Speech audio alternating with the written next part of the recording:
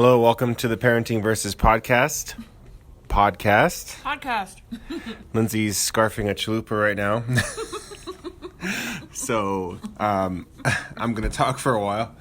But, Wow, that sounded way too natural. Like, those crazy New Mexicans just scarfing chalupas in their free time. That's what she does. It's like the one time I've had a chalupa in months. She's admiring a cactus as she does it. Riding a donkey. That's Making what we tequila. And I am admiring a Marble Brewery oatmeal stout. And our dogs are wrestling. Like normal. It was a blood moon. Not that has any bearing on anything, really. I don't know. I'm just simply observing that this morning the moon was up, like a full moon, on my way to work. And that was crazy to watch. It's the end times. Maybe the dogs are It's going the rapture. You got to be careful. a little nuts. Be right with the Lord. Just saying. Don't make a mockery. I'm not making a mockery. I'm just saying. Blood moon. Wow. We sound like a bunch of dopes right now. A couple things. Our subscribers are up, which is kind of crazy. Our little neck of the woods, the nook of the woods. That's not a phrase. It is now. Is this It's recorded. supposed to be a chicken chalupa? I have no idea. There's like one piece of chicken in the whole thing. I'm a little bit disappointed in this chalupa game. It is a 505 chalupa, so. I feel like I want to support those chalupas, but I can't. Yeah. Because their chicken is not adequate. Right. Well. And that hurts me a little bit. One day. You don't even care about my struggles. Oh, I will care when I have my own chalupa. But right now I'm making a podcast and drinking a Marble Brewery oatmeal stout. So. This is a disappointment to chalupas everywhere. Disappointment to chalupas everywhere. It's a disappointment to chalupas everywhere. I'm just throwing it out there. All right, whatever. We have more subscribers, which is interesting to me. I don't know if these stats are real or... Why do you guys listen to us? You want to listen to me eating a chalupa? They probably don't. Maybe they do. Maybe they're into that kind of weirdness. Just finish your chalupa and I'll talk. Don't judge people based on their chalupa listening skills. So, we have more subscribers. That's what I was going to say. And our little neck of the woods, our internet area, our radio area. It's kind of neat to me. But I was thinking... Why don't you say hello to them and welcome them? Hello, welcome to you. Welcome to you people, whoever you are, that are listening. As I sniffle. But you don't need to be so rude. Have some manners. I'm trying so hard to have manners. So I was thinking, I follow some podcasts, and some podcasts, they follow me back. And I've also tweeted at some people who I really admire. Like Mike Herrera, for example. Mike Herrera, who is the... Lindsay's doing the symbol to shoot herself in the head. Please don't do that. She makes fun of my admiration for MXPX. But I have MXPX to thank for, a lot of things. Entertaining me with great music. So, I tweeted at Mike Herrera because he was having some, iPhone issues. And I don't know if he was just like, he had to get it out there that he was having iPhone issues with his iOS 11, or if it was a cry for help. I think it might have been a technology cry for help. So I was tweeting at him and I was like, hey, try this. Do a, restore with iTunes and then set it up as a new iPhone, whatever. Because on his iPhone 7, he was having some problems with installing iOS 11. And he tweeted back at me. He said thanks, or I think he liked my tweet or something. So I'm wondering, I wonder if he looked at my profile and now he's listening to my sweet, supple voice as we. I wish you guys could see Lindsay's voice right now. You could see my voice. How about see my face? See your face. Yeah, that's what I meant. I feel really uncomfortable. Yeah. I feel like this is borderline creepy the way you talk about my career. It's past bromance. It's like Have you seen that movie, Single White Female? this is like Hispanic married awkward male. The movie. Maybe we should make that into a movie, and it'll just be you talking about how much you like Mike Herrera, and you give him iPhone advice. What if I had like a secret room where there was dear posters of Mike Herrera? I know where this is going. You need to stop now. Okay. It's not healthy for anybody. I don't love Mike Herrera that much, but I do love MXPX. I don't really listen to their music that much anymore. I don't. Thank God. No, I'm just kidding. I like MXPX. But- Their music is legit. There just comes a time in every man's life. That was a pine cone falling. There comes a time in every man's life when he hits about his 20s, where he needs to graduate from listening to old school MXPX into more adult things. I think that time may have come and passed for you, and I think Yeah. it's time to reevaluate where you're at. See, that's interesting because now I'm starting to get into Pedro the Lion, which I listened to Pedro the Lion back in the day, but now I'm starting to really I'm appreciating that music more now, which is weird to me. That's how I feel about At the Drive-In and Sublime, ironically. Nice. Nice. Should we go to the trusty old swing? No, I'm good here, I kind actually. of want to sit next to you. We're sitting at our picnic table right now. Is it because I smell so amazing? I can't smell anything, actually. Oh, that's... You do smell kind of like a chalupa, which, yes, you smell amazing. Well, I was going to say it's that $1.99 Suave shampoo that I bought today. It has a really great smell. It smells luxurious. I feel like I'm living the life of luxury with my Suave shampoo. Do you? It's so exotic, you know? It's like I think I'm going to splurge and spend that extra 5 cents. I saw it was a 2-pack. Yeah. Buy 2, get 1 free. I'm a 2-pack baller. Yeah. You know? So can I just say something real quick? Life is perfect and Whoa. magnificent, and there are no problems. I was expecting a unicorn to, like, fly over your head Yeah. when you said that. Everything is peachy, and I just love life. You look really cynical the way you're saying that. Well, I'm enjoying recording this podcast with you. Recording? Recording. Ricardo? Ricardo Fuentes? What is wrong with this? Anyway. We may have to scrap this one. This is the bonus material. What was I even talking about? Life is magical. There was a unicorn flying. Okay, out so of I your enjoy recording this podcast. Podcast. Wow. Wow. Okay. This is getting really serious. Are you sure you're okay to continue? Because Yes. actually, I did want to ask you some questions, though. Can I ask you a couple questions? Sure. Like, I know how we were talking about wanting to like get to know each other better and asking each other questions. Did I say that on the last podcast? It was like 2 podcasts ago. Yeah. That's how I measure time now. Okay. Um, In the four PDs ago? 4 PDs ago, yeah. In the year 4 PD? What about the 4 AD? Wait. After what? APD and BPD? Okay, anyway. You're nerding out on me a little bit. I need go you to ahead. just take it back Yes, a little bit. go ahead. Okay. So I just wanted to ask you some questions. Sure. Because, so we have this book. In my attempt to make our marriage more intimate and get to know my spouse better, there's this book I bought a couple years ago. Is it called Rain Spell by Ryan P. Freeman? Can you quit? Okay, I'm sorry. Go ahead. Good God. Do you hear screaming? I heard Ryan laughing in Missouri just now. That was weird. Okay, I anyway. think that might have been a bird, actually. Anyway, Okay. yeah. It's So there's like a book. 9 o'clock at night. There's a book. Yeah, so there's a book that we bought, and it's, I think we got it at like, it wasn't Urban Outfitters, because that'd be lame, but it was like somewhere else.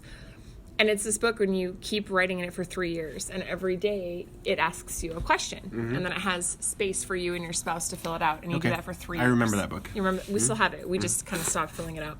But I liked the idea, because you get to see how you've changed, like you individually, and then you as a couple. Did you look back on it? 3 years? No, because we haven't even finished it. But I think it's a nice concept. So I wanted to ask you a couple questions. Sure. Okay. So, question number 1. What is your favorite planet? And don't say Uranus just for the laughs, because I know that's what you're going to think about doing. But No, that's I not your didn't. favorite I didn't planet. think about that. So, I would have to say, okay, hang on. I know Pluto's not a planet anymore, We can include it because I feel like when we grew up it was, so Yeah. it's relevant. but by recent, I mean 2-year-old photos we have of Pluto have made Pluto really interesting to me, and that Okay. Pluto is really far. I think Pluto is really cool. What is interesting about it? to you? I'm just curious. Just the images. Like there was an image of Pluto that came 2 years ago or a year ago, 2 years ago. Was it Voyager? I think it was Voyager that passed by that took really detailed images of Pluto, and it looks like there's a like the surface of Pluto looked like it had a heart on it. I thought that was really cool. In a Walmart? In a Walmart. Oh snap! Walmart's everywhere. Pluto. Get him, Penny. So, Pluto, but not quite Pluto. I also like Jupiter because, okay, Penny sees a tree and she's barking at a tree right now. Or it could be the person that was sleeping in our alley by our garage last night. You never know. That left a blanket in the cactus. Because that's how classy our neighborhood has become. Super class. So, but when it's all boiled down, as a biology teacher, I would have to say it would be planet Earth. Ooh, touche. Because planet Earth, even though Well it's... done. Well played, sir. Well Thank you. played. Thank you very much. There is so much incredible life that exists on our Earth. Like this damn dog that keeps trying to lick my face. I Would you feel- like that? I feel bad for my students sometimes because sometimes I get really excited about some things. Like And they look at you like, what is the big deal? hey guys, does it ever blow your minds? Does it ever blow your minds that that you guys operate and you don't need batteries to like run? You guys run off of energy basically from the sun, right?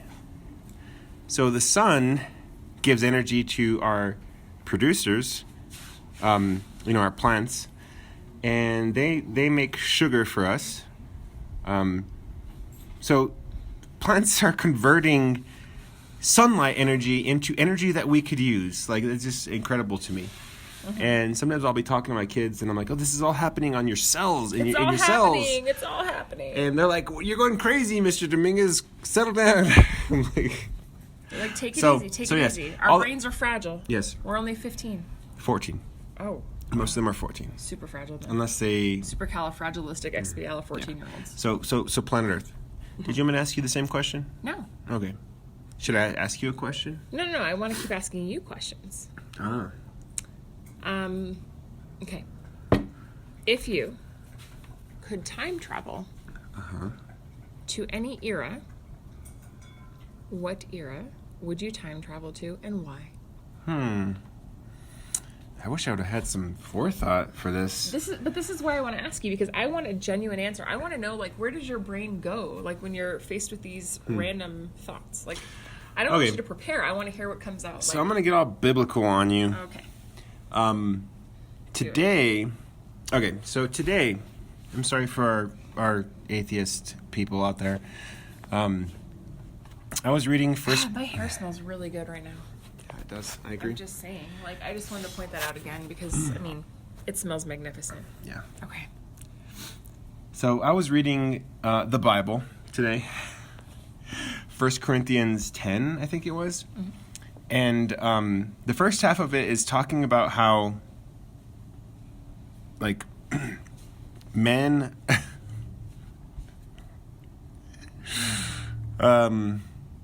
moving on. So... All right, so I'm laughing about something. Lindsay's trying to make me laugh during this. No, but I really do want to know the answer to your All right. question. I'm just, yeah. So I want to get to know the context of the culture that the Bible was written, because today I was reading in 1 Corinthians 10, I think it was, and like the first half of the chapter, it was 10 or something, I can't remember.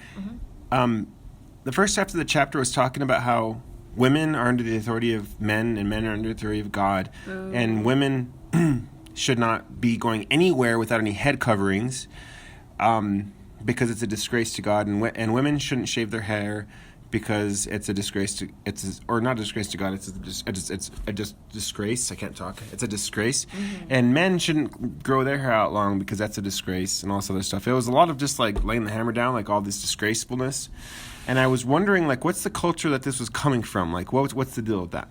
And then the second half was Deacon Woody's favorite go-to scripture, and it was talking about the Lord's Supper and like communion and stuff, and how if you don't have any like unrepentant sin, like God's going to lay the hammer down on you if you take communion, if you don't have any unrepentant sin. So the chapter really confused me because I was wondering like what is this? I can put this into the context of like 2017 American culture, but I don't get like the first century Jewish culture under Roman law. Sort of thing. It's interesting because the guy that spoke at my convention that I just went to, that was his emphasis, was on Roman culture. I mean, Jewish culture, I'm sorry, under Roman law and all of that. So it was really interesting perspective.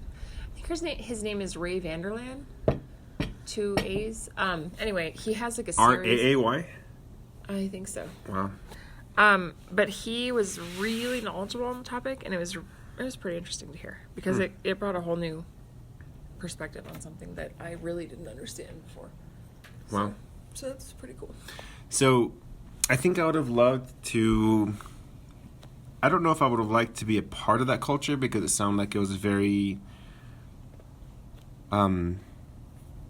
difficult time to live in, I would say, more so than our cushy American life right now, which earlier today, thus the sarcasm about having a perfect life and how everything is perfect, because I had some sarcasm. Earlier today I was very cynical about life and everything. Right. But it was really, really bad. I felt like breaking down today. Do you want to talk about it? Maybe. Okay. But yeah, I would have liked to maybe just be like a fly on the wall back then. Just to kind of think, like, just to see what was happening. Uh-oh. Pause. We got a baby crying. Is that a baby or is that a cat? That's our daughter, dear. Oh, okay. Our daughter's crying. So we're going to pause for a second. We need to stop this before we start. So, I'm recording. Awesome. And we had to take a little pause. Our dogs are friggin' morons. Why do you say that? Because it's like they know we're doing a podcast, and every time we start talking, that's when they start getting crazy. Kind of like our kids. They like to run. We just put our daughter back to sleep, and they're gonna wake her up. They just like to run. Just fun. So you asked me what time period and why. I said probably, first century Israel under Roman rule. I don't know. What about you? That's a really good question. I honestly don't know. I have a strange fascination with like the 1920s. I think it'd be really cool to be around during Prohibition and see what that was actually like. I don't know. I've never really thought in depth about this question. I think the Victorian era would be very difficult for me. I think it'd be interesting to observe, like a fly on the wall, but I think it'd be really difficult to actually live through. Why? Because women had so many rules and so many etiquette like standards and so many different things they had to remember and do and not do. I think it would just be exhausting. I don't think that's me necessarily. I read a book recently. I can't remember the name of it right now. But it was talking about basically female hygiene and etiquette and manners and different things. Yeah. No, seriously. We're looking at pictures right now, by the way. It was talking about etiquette and hygiene of women in that part of time. and it sounded excruciating. Is that the time period? Yeah, it is. Downton Abbey. Yeah, well, that's Edwardian. That's slightly after Victorian. Well, this picture says the Victorian era is 1837 and 1901. Okay, yeah, I guess you're right. Yeah, it's Because Edwardian. They It was were after yeah. Victorian. I actually think the Edwardian era would be interesting too, because it's on the cusp. That's It's right when before the things started 20s. changing, but, right? Yeah. So I think it'd be interesting to like just kind of be a fly on the wall and see how people did things. I don't necessarily know that I would want to live and be immersed in that. Do you want to hang out with this lady? No. We're looking at a picture of a. She looks miserable. She's in mourning. Can you tell? Is she dead? Is this one of those dead pictures? It's not a postmortem photo. No, she's in mourning. Somebody, probably her husband. Yeah, it says vintage daguerreotypes of widow in mourning. It's okay. a daguerreotype. Widow in mourning. Yeah, so what would happen is, and this is interesting actually, when somebody would die, this is so weird. Victorian era mourning was very bizarre to us, but to them it was normal. They would take a lock of the dead person's hair and keep it in a locket, or make like memoriam jewelry. Okay. Sometimes they would weave it into little designs, or whatever. They would wear it to remember the person. And then they would collect their tears in a little jar, and they would wear it around their neck. And then when the tears, oh my goodness. That's not real. I hope not. That's bizarre. They would, we just saw, okay, yeah.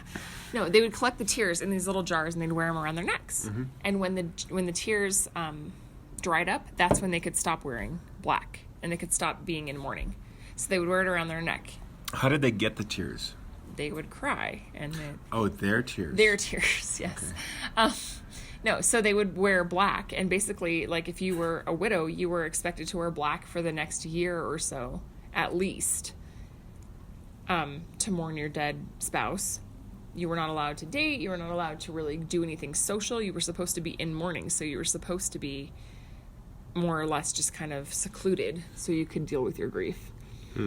I don't think I could live like that, but yeah, I mean, people did, so I think it would be really cool to be in France, actually, too, during the turn of the century. Yeah. Big art, big ideas. So. Yeah, so we're looking at Victorian pictures on the internet, and Lorenzo has this baffled look on his face. And yes, I understand it's strange. Yeah. But I think I would like to live in the 1920s, right before the Depression, during Prohibition. I would love to be in the Roaring 20s in New York City, see what that life was about, live some, Great Gatsby style stuff. Right. That sounds pretty good. I think the 50s would be cool too, just to see, kind of more quote unquote modern times, how they've changed. Right. But again, it wouldn't be amazing to be a woman in the 50s either. No. So. But yeah, looking at the picture, there's Marilyn Monroe, Elvis Presley, a bunch of people I don't know. Joe DiMaggio. Where's Joe DiMaggio? Over here. And then you have James Dean. Yeah. Sammy Davis Jr. Elizabeth Taylor. Calvin Coolidge. Yeah. Mm-hmm. Yeah, 50s would have been cool. I think I would have liked to live in the 60s, actually. 60s would have been awesome. Because if I could come back, right? If I can go back in time and then come back. Like, I wouldn't want to stay in the 60s because just to kind of see, yeah. Yeah, I love technology too much. I think the 80s would be fun to live in. Whoa. Fireworks. I mean, let me rephrase that. We were alive in the 80s, but I don't remember much. It would be cool to be like our age in the 80s and actually see how things were versus what we think they were. Yeah, or what I agree. We have like weird adults in their mid-30s in the 1980s. Yeah, versus like we would probably be better off financially too, I would guess. But yeah, so the 80s would have been really cool. I would have loved that because technology started to boom, right? People were really obsessed with the future. I mean, you look at Back to the Future and Nintendo, Super Nintendo came out in the 90s, but Nintendo came out in the late 80s. So that would have been really cool. But yeah, I think the 1960s, because it was a very I think the 60s are kind of a time that we have. That's not really the 50s. Why not? She's looking at a picture of a dude that's all tatted up. Oh, 1950s hairstyles for men. That's a good hairstyle. It's a dude that's all tatted up, but he looks like Don Draper. Don maybe? Draper. Yeah. I'm just saying, it's a good style. Here, let's change that. There you go. Enjoy. Stay there. Wow. Alrighty then. So We're even. Yeah, the 60s were a very turbulent time with Vietnam and civil rights and all this stuff that was happening. I would love to go back and see like what would it be like to be in that time. That like now that we know what happened and how important that era was, and to kind of compare it to what we're going through now in the United States, because I feel like this is important, but I can't really tell because it's happening now. You know what I mean? I think it would be cool to be around during the French Revolution too. Maybe not be a part of it, but be able to observe. I think, I would want to be a passive observer of that. Yeah. Marie Antoinette and Yeah. Louis XVI and all of that. Yeah, I would be. I mean, since there was no middle class, I would be just a laborer or a farmer or some person that had a trade that could barter. And You really thought about this? If there was ever a time of war, I would just... I feel like your Clash of Clans is showing a little bit. Okay, cool. I would have had to basically die in war. You know what I mean? Mm-hmm. Penny is hiding between my legs because she heard a firework. That sounds about right. My eyes are itching like crazy. I think I'm allergic to life. Yeah, you might be. I might be. Yeah. Good. So earlier in the podcast, I was very sarcastic about life being super amazing, super awesome. So I just wanted to say that earlier today, I just kind of felt like I needed to... Okay, so life is hard. And I think that, sometimes in a podcast, it's good to be honest. Because life is hard sometimes. And we're broadcasting this, and maybe there's somebody out there who's listening and who needs to know that there's other people who think, yes, life can be hard sometimes. And that's one of the things that I think that humans provide to each other the most. Why don't you? Is the ability to relate to each other. Because we put our best face forward all the time on social media, right?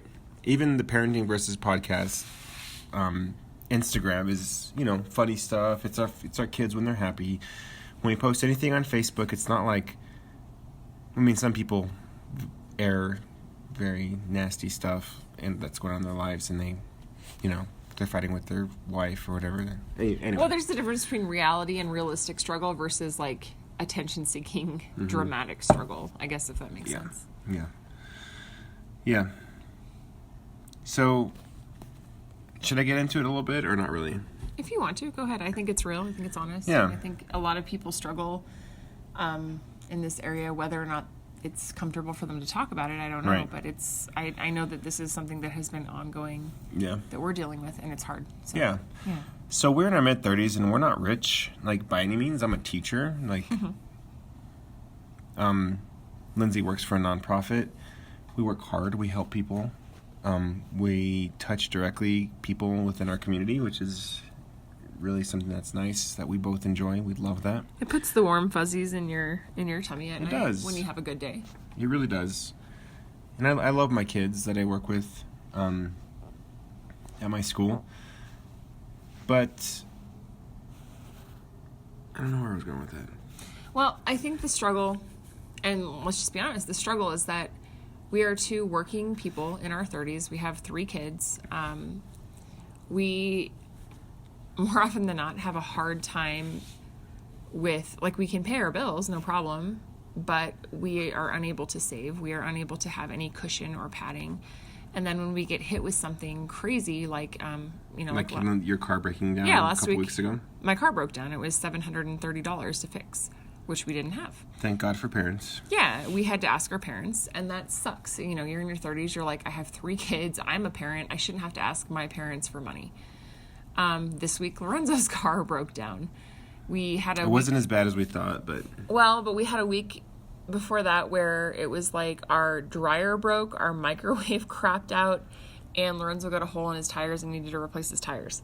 So it's like one thing after another, and I get it, life happens. But it is hard because when you are working, and you are trying, and our jobs just happen to be kind of in service industry type jobs, you know, social services, Yeah. community services, I education. think service industries like restaurants and hotels. I'm trying to clarify that. I'm sorry. Okay, that's good. Anyway,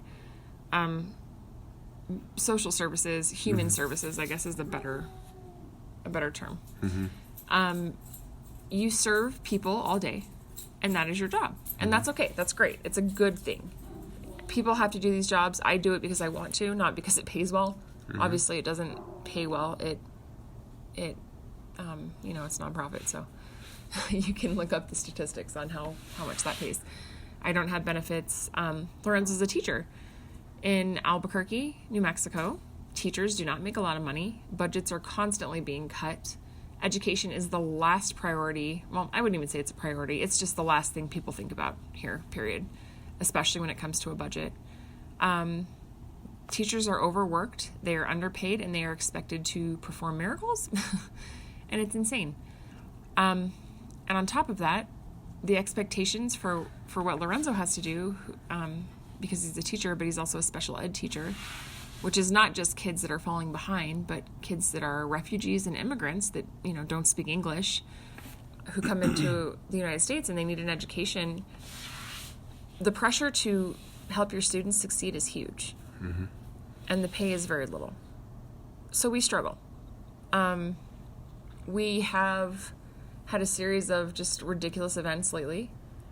And we were at a point where we thought, okay, well, maybe we need to just apply for food stamps. Like, you know, we pay taxes. We pay into that pot. So maybe we should apply, and just that would help us a little bit, cut some corners. Well, we make, quote unquote, too much to qualify, which is ironic. Yeah. Considering that we literally have no savings and all of our money goes to all of our bills and we have nothing left over. So it's really frustrating because we work hard. We work for other people all the time. And it's hard when your family needs help and you're doing your due diligence and you're trying with everything that you have, and you literally are racking your brain with, okay, what else can I do? Because I'm trying to do everything here in my power, and it's just not enough. Yeah. Yeah, so I was super discouraged about that today, because we have friends in town from Denver, and, you know, I love to go to the brewery. I mean, okay, I enjoy going to the brewery. I don't want to say I love, but I enjoy going to the brewery, having a beer, or going to a restaurant or whatever. But that's just not something that can happen. And I don't even, it's embarrassing almost, like even just talking about it on a podcast. But I mean, it's true. And there's people. I think there are people who are like us. And you know, we, you know, I did what I was supposed to do. At least I thought I was supposed to do. After high school, I went to college. I got to make my degree. I might not have gotten the job I thought I wanted, but you know, I fell into teaching, and I'm really enjoying it. Well, and you do it for the students. You don't do it for the money. Yeah. You know? Yeah, and anyway. Well, I think our struggle is, at what point do you stop doing and serving other people because you need to make sure your family is okay. Right. Like, and that's the struggle. That's the tension. That's the stress. I mean, because I know what we do for our jobs. I know we do good things. I know we help people, and that's amazing. That's good. And I know that not everybody is made to do the jobs that we do, and we're not made to do other jobs. That's fine. Right. But at what point do you say, okay, you know, I love that I help people, but I really just need to make money? And that sucks. I think a lot of people are faced with that decision. Crappy place to be. Yeah. Yeah. You know, and you try to help yourself, and you try to get the help, and it's like, it's just not there. It's not available because you make too much, even though you have 3 kids and, you know, your fridge is empty. Like, it doesn't make sense. But that just makes me want to, like, get into, like, policy reform, I guess, for government programs. I literally had a lady tell me when I was doing the application and I had to do the interview over the phone that if I The quit, application for food stamps. that if I quit my job, we would qualify. And I was like, that is ridiculous. Like, I am here working, paying into this, Right. trying to keep my family, like, stable, and you're telling me that to qualify for help, to help myself and my family, I would have to quit my job. That makes no sense.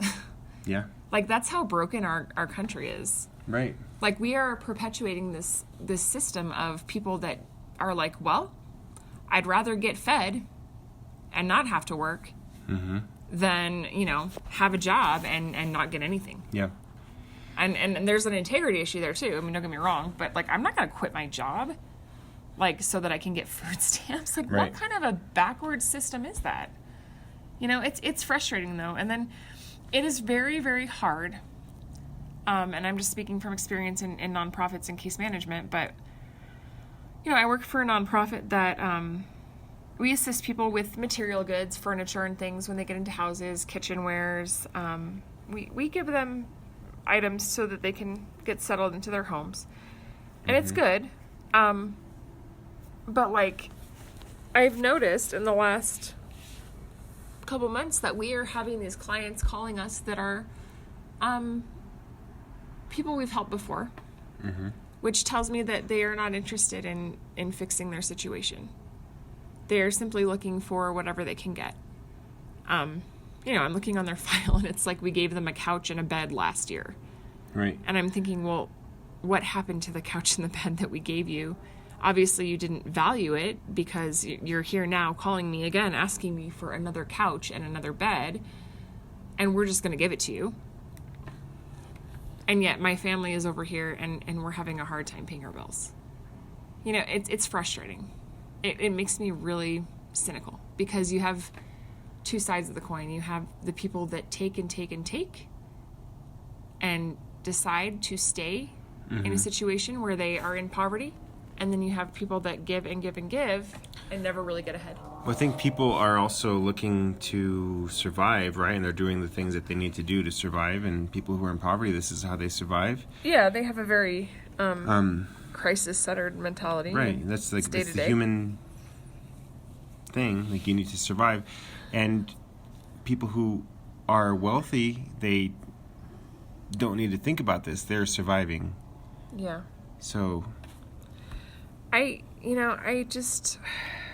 know.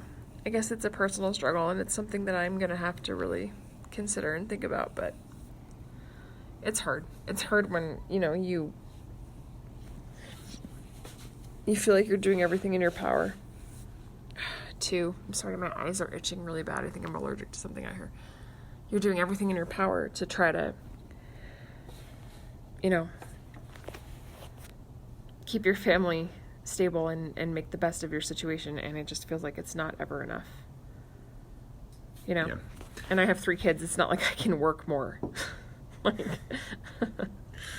like I have a job and I have 3 kids who need me, and I can't work more. And people feel uncomfortable when they find out that they have to think about people who are less fortunate than themselves. People feel uncomfortable with that. So I'm sure if there's people who would be listening to us that would be feeling uncomfortable, they might have even turned this off already. You know what I mean? I'm sure, but it's not. We're not here to guilt trip you. It's not about a guilt trip. It's just that. It makes you feel uncomfortable, though. But there is a middle class struggle happening in America right now that I think we have let go unacknowledged. Like, we look at poor people, we look at people that are homeless, we create services for people that are homeless, for people that are in dire straits, for people that really have nothing. We create systems to help those people. Are you okay? My eyes are really burning, and I'm not sure why. Well, stop rubbing them. I can't help it. It feels like I have dust in my eyes. It's fine. We create programs and fund these federally funded, like, assistance programs for people that are homeless, that are, jobless, that need to get back on their feet. And I get that. I think that's very good. I think that's compassionate. I think that's the right thing to do. But we have forgotten about the working class, struggling family who is doing everything that they can do, that they are required to do, that they should be doing, and it's just not enough. Like, we forget about those people. We forget about those families where, mom and dad are working hard. They have jobs. They're doing what they need to do. Maybe they need to work harder. What does that even mean, though? Maybe they need to search more for like a skill that they could do better, or do something to like better their own lives. Like, maybe they feel stuck in a career, or are you talking about you, or are you no, talking I'm in just saying general? anybody who maybe they don't know of a skill they have, like they're not aware of a skill they might have, and they're like, well, this is what I do. What else could I do? But that's what I'm saying. We need to make programs that talk about that. We need to empower people to be the best versions and fulfill the best potential that they have. And if you don't tell someone that they have potential, they're going to stay stuck. And that's something that I do with my students all the time, and I tell them, like, you have potential, you can do this, you can do whatever you want to do. What college do you want to go to? Do you not want to go to college? Do you want to find a trade? Like, whatever it may be, like, I'm doing that for my kids. And after they're adults, nobody's going to tell them that anymore. Well, like, yeah. I'm an adult. I'm in my 30s. Nobody tells me that I have potential to do this or that or the other.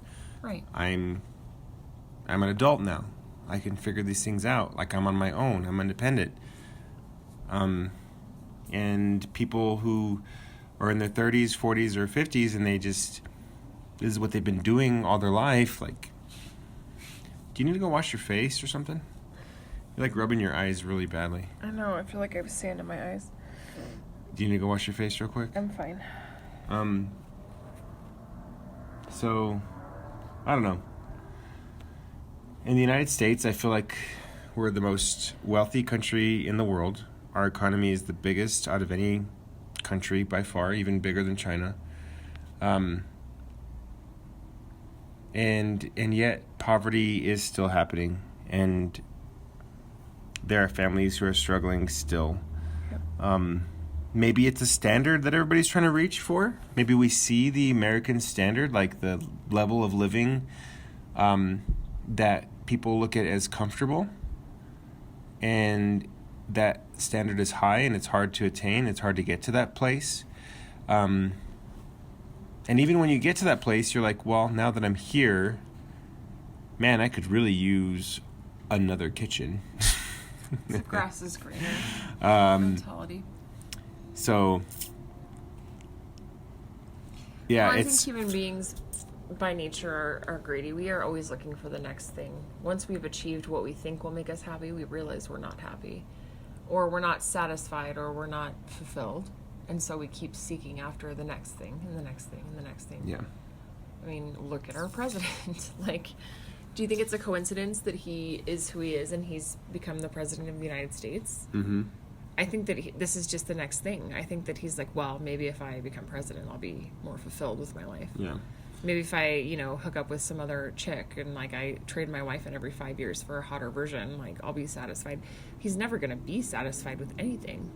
Mm-mm. The dude is president of the United States, and he still has to feed his ego over the most petty things. Like, that should tell us something about our human condition. Yeah. He has everything now. Now he has everything but the approval of Americans. Yeah, well, He has wealth. He has power now. But he doesn't have the approval of every American. Like, he's very unpopular. Yeah. But yeah, that's an interesting thing about our president. And Sorry for the political tangent. no, that's okay. It's like, Just where my head went. no, that's really like where it goes. Like, what's next? What's next? Like, you've reached this level. Now, what's the next level? What's the next level? Right. And it's funny how evangelical Christians like love Donald Trump, and this is where he's coming from. Is like this. Anyway, I'm not even gonna go there. Yeah, probably not A place of greed. Yeah. So yeah. So this was the Debbie Downer episode. Wah, wah.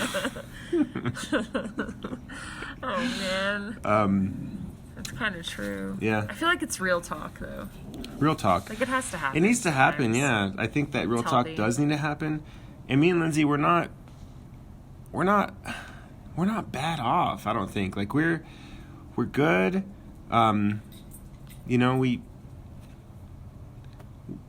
we have everything we need. Sometimes we don't get everything we want. The Rolling Stones, that's what I was thinking about. But our kids are healthy. We're healthy. Things could always be worse. Yeah. And That is such I don't want it to get worse. A cop-out, I don't want it to get worse. No. But I don't. Yeah. I think that's just the human condition. Like, you want things to be better all the time. Mm-hmm. You want it to be like whatever condition you're in right now. Like, you're like, I could just use something to be better. Although, like, the little things in life make me happy. Mm-hmm. Like iPhone 10. It's not little. That's expensive. Yeah, they are expensive, but Little in size, not little in price. I might earmark some funds for the iPhone 10. Whatever. Yeah. No, I like a good cup of coffee in the morning. That's pretty much where my contentment comes. Yeah. I love to watch movies with you. Do you? I do. That's very good. Thank you. Maybe if you can open your eyes sometime tonight. Her eyes have been closed for the last 20 minutes. Well, I took my contacts out because I realized I haven't for a couple days. Because I can sleep in them if I want to, but it's just been windy and stuff, and so I took them out, and now I just feel like my eyes have sandpaper on them. Yeah. Do you want people to feel bad for you? What? Do you want people to feel bad for you? Not really. About my eyes? No, just about life. Like, we've been talking for the last 20 minutes or something about how awful our life is. No, I just want people to understand and be, like, aware that this stuff does happen. And just because people don't talk about it doesn't mean it doesn't exist. Yeah. I want to be real with people. I think that's my thing. Like, I don't want people to feel bad for me. It does make me feel a little bit vulnerable. Well, that's good. It's a good thing. And it doesn't feel nice to be vulnerable, like, to let people know, like, oh man, we have this, like, struggle. We are broke-ass broke. Yeah. But we have enough money for an iPhone to record our podcast, right? And the internet connection. No. And You know what? else. I think the best podcasts are honest podcasts. I can't hear you. I'm sorry. I think the best podcasts are honest podcasts, and I think that you need to be vulnerable sometimes. It's good. It's good. Yeah. Another thing that I would love to do is, so earlier this year, actually like last month, King's Kaleidoscope came, and and we said this in a couple of podcast episodes ago. We went to the show. It was a King's Kaleidoscope show at Lobo Theater here in town. I made a little. What was that? I made a little bit of money, working for my dad, doing some drafting, and we went to go to the show because I had some money to go to the show, and we ended up getting a beer. A beer turned into 2 beers and then an appetizer, and then we didn't have enough money to go to the show. We at also King's had a Kaleidoscope. cheeseburger. We also had a cheeseburger that we split. Pretty delicious. It was all right. I don't know. I think it was delicious. I think that it was mediocre, actually. Okay. Anyway. Anyway, lo and behold, John Mark McMillan is coming to town with King's Kaleidoscope, and I'm pretty excited about that, and I do want to go. And we have learned from our stupid mistakes. Yes, we have. Quick question for you before we sign off. Well, I want to talk about what you're listening to. Oh, okay. Okay, sorry. Yeah, but quick question. Go ahead. Best and most favorite Will Ferrell movie ever? Oh, man. You weren't expecting that, were you? Will Ferrell movie? I would have to say... You've been thinking about it all day. I really have. Seriously? Yep.